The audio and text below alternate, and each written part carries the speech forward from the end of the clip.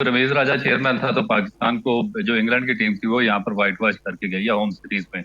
और वो मेरा ख्याल है कि इससे भी ज्यादा बदतरीन शिकस्त थी क्योंकि हम अपनी होम सीरीज पर व्हाइट वॉश हुए। सबसे ज्यादा शर्म की बात यह है कि हमारा जो क्रिकेट बोर्ड है या टीम मैनेजमेंट है वो ये कह रहे हैं कि हमने बहुत अच्छा वहां पर फाइट बैक किया। से मामूल हक हैं, देखें कि उनका जो ओवरसीज रिकॉर्ड है जो दूसरे कंट्रीज इंग्लैंड में, ऑस्ट्रेलिया में, साउथ अफ्रीका में बिल्कुल जीरो है, इवन न्यूजीलैंड में। दुनिया को वसीयत और खुद में अफसियत जब अच्छी बॉलिंग के खिलाफ वो खेले हैं ये अपना टेस्ट क्रिकेट, तो उसमें उन्होंने हमेशा स्ट्रगल किया। जिनको उर्दू बॉलिंग नहीं आती वो आप पाकिस्तान टीम के साथ कोचिंग पैनल में डाल देते हैं। वो उसको एग्जीक्यूट इसलिए नहीं करवा सकता कि उसकी अपनी परफॉर्मेंस नहीं है, वो जी। खुद एक शेल के अंदर है, क्योंकि 22 इनिंग का फेलियर एक बहुत बड़ा फेलियर होता है।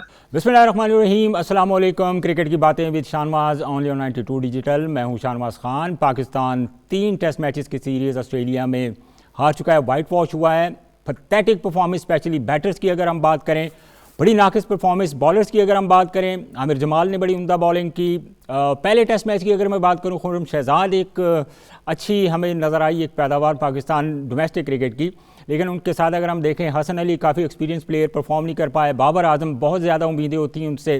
बाबर आजम परफॉर्म करेंगे तो पाकिस्तान की बैटिंग लाइन जो है वो एक बड़ा स्कोर करेगी। सऊद शकील बिल्कुल पैथेटिक किस्म की परफॉर्मेंस पूरे 3 मैचेस में। उसके बाद शान मसूद की अगर हम बात करें, एज ए कप्तान वो पहले टेस्ट सीरीज़ है जिसको वो लीड कर रहे थे।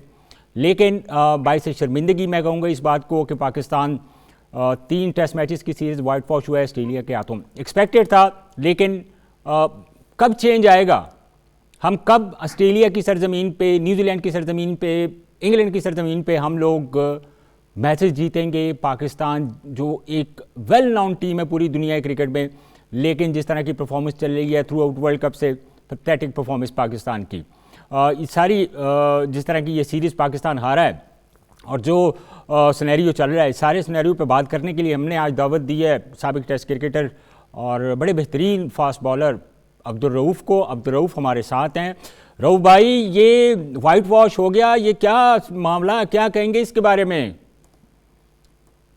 देखिए, कौन सा पहली दफा हुआ है जब रमीज राजा चेयरमैन था तो पाकिस्तान को जो इंग्लैंड की टीम थी वो यहाँ पर व्हाइट वॉश करके गई है होम सीरीज में।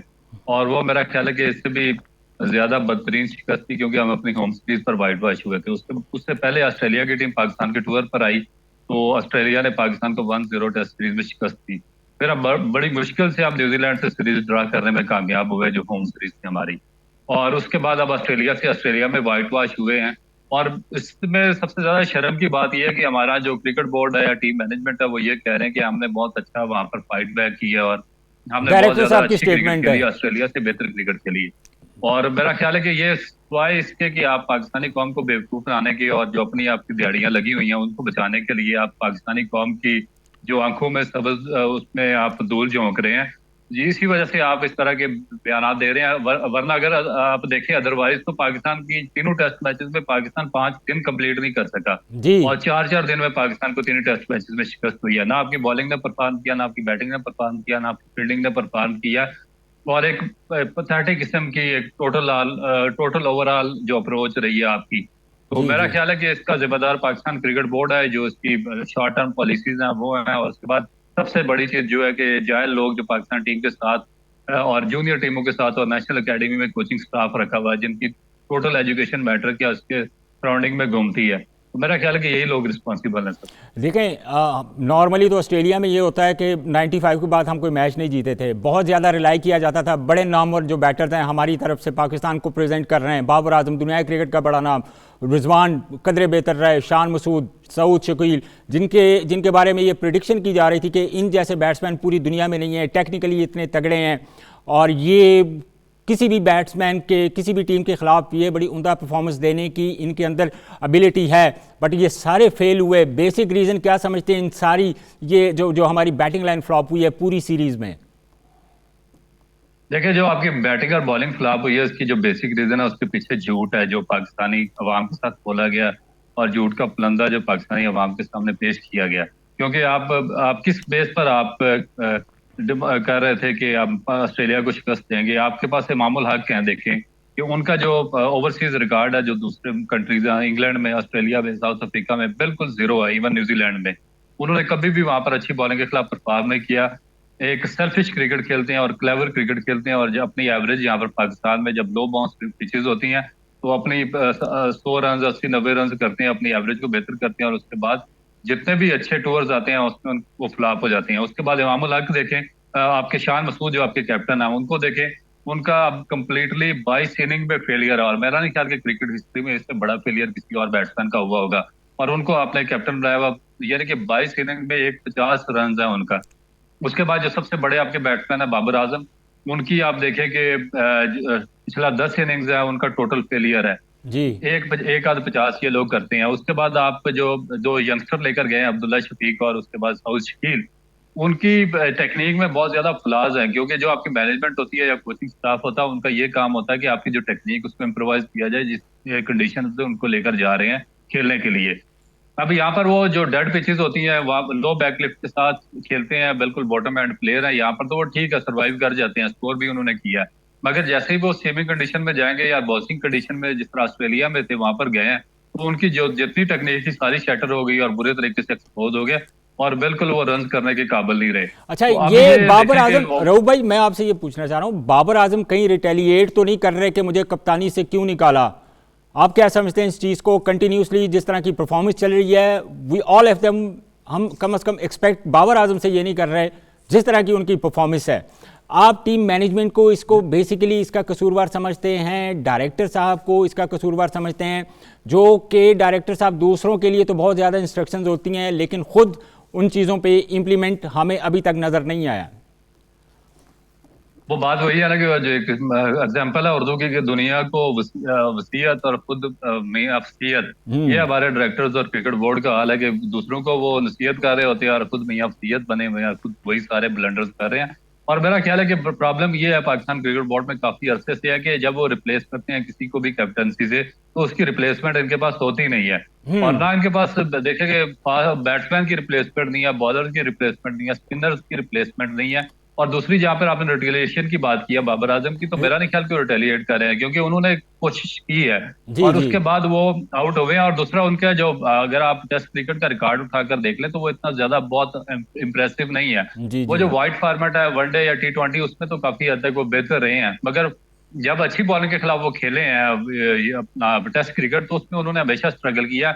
इवन आपने जो श्रीलंकन कंडीशंस में और यहाँ पर देखा होगा कि लेफ्ट आर्म स्पिनर के खिलाफ वो एशियन कंडीशन में स्ट्रगल करते रहे। जी मगर जी अब वहां पर ऑस्ट्रेलिया में बाउंसी ट्रैक पर भी जब थोड़ा सा बॉल अच्छे लाइन से स्विंग हुआ तो वहां भी उनकी जो टेक्निक है वो थोड़ी शैटर कर गई। इसका ये मतलब नहीं है कि उनको कैप्टनसी से निकाला और उन्होंने रिटेलिएट किया। जी जी तो मेरा ख्याल है कि कैप्टन भी कोई इतना उसका, जब तक आपका कैप्टन भी फ्रंट से लीड ना करे, वो खुद परफॉर्मर ना हो, तो इंग्लिश बोलने से तो आप पाकिस्तान टीम को नहीं चला सकते कि देखें। हमारी अब इंग्लिश हमने बहुत अच्छी है। रऊफ भाई आपको, आपने भी देखा, आप खुद माशाल्लाह टेस्ट क्रिकेटर है, हमने भी थोड़ी बहुत क्रिकेट खेली हुई है, हमें भी इतना आइडिया है। लेकिन देखें कि हमारे जिस तरह की ये इनिंग्स थी जिसमें पाकिस्तान तीसरे टेस्ट मैच की पहली इनिंग्स में 300 क्रॉस किया है पाकिस्तान टीम ने, पाकिस्तान की बैटिंग लाइन ने, तो क्या ये इतने ही मुश्किल है जो ऑस्ट्रेलियन फास्ट बॉलर हैं कि उनके खिलाफ आपने पूरी बारी लेनी है, कोई आवर्स की कोई रिस्ट्रिक्शन तो है नहीं, तो हम सिर्फ 300 रन ही बना पाए हैं मैक्सिमम?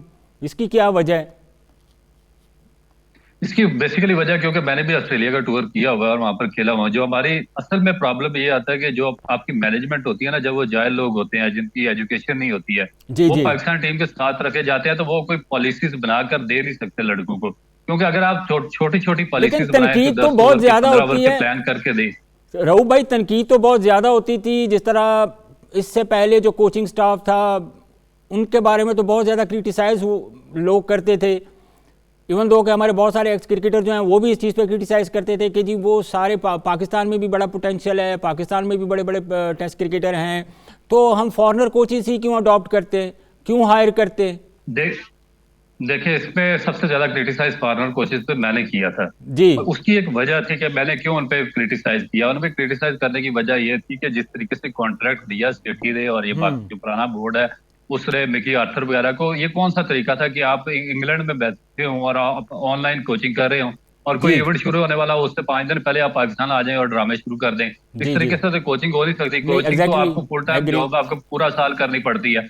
अब दूसरा जो हमारा हमारा मैंने ये नहीं कहा था कि आप देखें कि ये पाकिस्तान क्रिकेट बोर्ड का जो एजुकेशन डिपार्टमेंट है जो उसको चला रहे हैं जी वही नायल थे। वो खुद तो वो शाहिद असलम वो जाकर थ्रो डाउन कर रहा होता है, वो आपका कोचिंग डिपार्टमेंट चलाता हुआ पिछले 10-15 साल से मैं उसको देख रहा हूँ, पाकिस्तान टीम को जाकर थ्रो डाउन कर रहा होता है। भाई तुम्हारा एग्जैक्टली काम क्या है, तुम काम कोई कर रहे हो, ठीक है। उसके जी बाद जितने इन्होंने कोचेस वगैरह तैयार किए हैं, इन्होंने करोड़ों अरबों रुपए इन्वेस्ट किया अपने कोचिंग एजुकेशन प्रोग्राम पे, जी तो वहां से एक बंदा इस काबिल नहीं इन्होंने निकाला कि जो पाकिस्तान टीम की कोचिंग कर सके।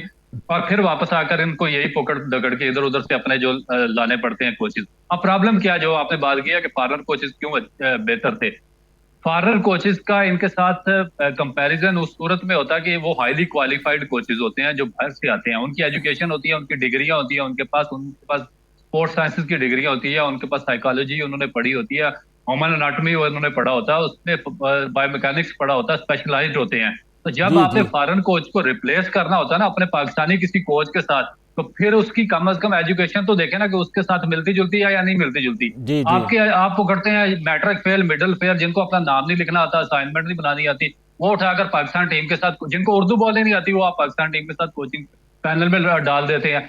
अब देखिए पाकिस्तान के तीनों कोचेस कैसे जायल है, ये नीचे जूनियर लेवल पर जो रखे हुए मैट्रिक फेल है सारे के सारे, तो आप इनको कैसे उनको कंपैरिजन इनका कर सकते हैं जो हाईली क्वालिफाइड फॉरेन कोचेस होते हैं, आपके जी फॉरेनर जी कोचेस होते हैं। तो ये मेरा मकसद है कि ये आपका फेलियर है, ये भी आपका ही फेलियर है कि आपने कोई क्वालिफाइड आदमी देखें तैयार ही नहीं किया इस फील्ड के लिए। रऊ भाई देखें, टीम मैनेजमेंट ने एक प्लान देना है। क्या हमारे कप्तान शान मसूद इस पूरी टेस्ट सीरीज में क्या जो प्लान उनको दिया गया, या उनको प्लान अच्छा नहीं दिया गया, या जो प्लान दिया गया उस पे इम्प्लीमेंट करवाने में नाकाम नजर आए हैं? क्या बेसिक रीज़न है? क्या मैंने पहले भी आपसे पूछा कि ऑस्ट्रेलियन बॉलर इतने ही खतरनाक है कि बिल्कुल ही अनप्लेएबल हो गए हैं पाकिस्तानी बैटर्स के लिए? देखिए बिल्कुल ये साइकोलॉजिकल प्रॉब्लम होता है। ये देखिए ना कि पाकिस्तानी प्लेयर्स में कोई टेक्निकल इतने प्रॉब्लम्स नहीं होते क्योंकि नेचुरल होते हैं, और नेचुरल को उसकी नेचर अब जब बदलेंगे नेचुरल प्लेयर की, तो वो परफॉर्म करना छोड़ देगा। जी उनके साइकोलॉजिकल प्रॉब्लम्स होते हैं जिनको हैंडल करना जरूरी होता है। इसीलिए मैं बार बार एम्फसाइज कर रहा हूँ कि पढ़े लिखे लोग होना चाहिए जिनके पास साइकोलॉजिकल नॉलेज होना चाहिए। वो उनको साइकोलॉजिकल गाइड करेंगे कि भाई ये कोई मशीन में डाल के 200 मीटर की स्पीड से बॉलिंग नहीं कर रहे, आपने शॉर्ट टर्म प्लान बनाने हैं, आपने इंटरवल्स में ओवर गुजारने हैं। कि देखिए जिस तरह ये आखिरी टेस्ट मैच की आखिरी इनिंग थी, तो जी आपने सिर्फ 220-25 रन करने थे, और कोई आपके 5-6 बैट्समैन थोड़ा थोड़ा वहां पर स्ट्रे करते रहते, कोई एक एक घंटे की पार्टनरशिप उनकी लगी रहती, चाहे डेड ही खेलते रहते, तो जी आप 250 पे पहुंच जाते और आप ऑस्ट्रेलिया को मुश्किल में डाल सकते थे। मगर ये भी प्लान नहीं दे सकी। दूसरा, जहां पर आपने कैप्टन की बात किया कि वो क्यों इम्प्लीमेंट नहीं कर सकता, वो जो उसको प्लान दिया जाता है वो उसको एग्जीक्यूट इसलिए नहीं करवा सकता कि उसकी अपनी परफॉर्मेंस नहीं है, वो जी खुद एक शेल के अंदर है। क्योंकि 22 इनिंग का फेलियर एक बहुत बड़ा फेलियर होता है। आपने इससे पहले 60s में फजल महमूद साहब की जगह जावेद बर्की को पाकिस्तान का कैप्टन बनाकर भेजा था, और उसको इंग्लैंड में व्हाइट वॉश हुई थी, और पाकिस्तान का पहला टूर था जब पाकिस्तान ने किसी काउंटी या से भी कोई मैच नहीं जीता था। तो जब आप नायल आदमी को जिसकी खुद परफॉर्मेंस ना हो उसको कैप्टन बनाकर पाकिस्तान टीम पर डाल देंगे, तो फिर ना सिर्फ टीम सफर करेगी बल्कि ओवरऑल जो सारा आपका सिस्टम है, जो प्लान है, वो भी एग्जीक्यूट नहीं हो सकेगा प्रॉपर्ली। अच्छा रऊ भाई, मैं ये आपसे पूछना चाह रहा हूँ, आमिर जमाल की बॉलिंग आपने देखी, लेकिन उनके मुकाबले में अगर हम देखें जिस तरह शाहीन शाह अफरीदी ने कोई खातर खा परफॉर्मेंस नहीं दी, Hasan Ali most experience bowler हैं, उन्होंने इतनी अच्छी परफॉर्मेंस नहीं दी, मीर हमजा ने एक इनिंग्स में उमदा बॉलिंग की लेकिन उनके बाद वो भी स्ट्रगल करते हुए नजर आए। तो क्या इस पूरे टूर पे हमें सिर्फ आमिर जमाल ही हमें एक बेहतरीन बॉलर जो हैं वो हमारी प्रोड्यूस हमने पैदा किया है, उनके अलावा बाकी बॉलर्स की परफॉर्मेंस को आप कैसा देख रहे हैं? देखिए अब आप हमें ना बात करनी चाहिए एक फैक्टर फिगर के ऊपर। मीर हमजा का 2012 में डेब्यू हुआ था, 2011-12 में कराची से, ठीक है। जी अब एक फास्ट बॉलर को आपने 12 साल इंतजार कराया, 6'3" उसकी हाइट है, 12 साल के बाद 2018 में उसको एक टेस्ट मैच खिलाया, और 6 साल के बाद फिर रेस्ट देके उसको 6 साल के बाद आप दोबारा खिला रहे हैं, तो उसकी पेस में डिक्लाइन तो आना ही था। एग्जैक्टली जब आगे, क्योंकि जब आपको पता है कि एक बॉलर बहुत अच्छा आपके डोमेस्टिक सर्किट में आ गया, दोनों तरफ स्विंग करता, अच्छा उसका एक्शन रन अप है, लॉन्ग फॉर्मेट खेल सकता, तो आपको 2012 नहीं 2014 में उसको खिला देना चाहिए था, और फिर कंसिस्टेंट साथ रखते। जी अब उसको 12 साल के बाद खिलाया तो उसकी पेस पे डिक्लाइन तो आना ही था। इसका कसूर कौन? अब पीसीबी है। शाहीन अफरीदी का रिहेबिलिटेशन मुकम्मल नहीं हुआ था, आप उसको साथ लेकर फिरते रहे, पहले स्टिल इंजर्ड लेकर अनफिट अभी फिरते रहे, तक। फिर जब उसका इलाज, हाँ, फिर जब उसका इलाज करवाया तो रिहेबिलिटेशन उसका मुकम्मल नहीं होने दिया, उसको वापस डाल दिया वर्ल्ड कप में। वो अभी तक अनफिट है और उसकी पेस ग्रेजुअली बिल्कुल डिक्लाइन हो गई है। उसके बाद आपके अभी आमिर जमाल का टू अर्ली है, आप उसके बारे में बहुत ज्यादा प्रोडिक्ट नहीं कर सकते कि वो आगे जाकर बहुत लेकिन ज्यादा ओवरऑल मैं सक्सेसफुल बात रहेगा। कर रहा हूँ रऊ भाई, देखिए ओवरऑल मैं बात कर रहा हूँ जब जो उन्होंने, अगर हम आमिर जमाल की बात करें, जिस तरह अभी रिसेंटली पाकिस्तान की टीम गई थी चाइना वो एशियंस गेम्स में, तो आमिर जमाल को बड़ी ठीक ठाक वहाँ पे मार पड़ी है, लेकिन ऑस्ट्रेलिया में जिस तरह उन्होंने परफॉर्मेंस दी है, जिस तरह उन्होंने आउटस्टैंडिंग परफॉर्मेंस दी है, आउट भी किए, रन्स भी किए, सो मैं उस पॉइंट ऑफ व्यू से आपका जो एनालिसिस है, मैं आप से ये इस चीज़ के बारे में मैं पूछना चाह रहा था। देखिए, उन्होंने बड़ी आउटस्टैंडिंग किस्म की बॉलिंग की है, परफॉर्म किया ऑस्ट्रेलिया में, बहुत अग्रेसिव क्रिकेट खेली है। और देखिए कि 1982 में इमरान खान ने सिडनी में 12 विकेटें ली थी ऑस्ट्रेलिया, उन्होंने बिल्कुल ऑस्ट्रेलिया के खिलाफ पाकिस्तान को टेस्ट मैच जितवाया था। उसके बाद ये आपका 2010 में मोहम्मद आसिफ ने सिडनी में बहुत टॉप क्लास जी बॉलिंग की थी। बिल्कुल, और उसके और बाद पहले नंबर पे आमिर जमाल आए हैं। एग्जैक्टली। और उसके बाद हाँ जी बिल्कुल, उसके बाद किसी भी पाकिस्तानी पेस बॉलर का ये बहुत ही एक्सट्रीमली बेहतरीन स्पेल था जो कि सिडनी क्रिकेट ग्राउंड में देखने में आया।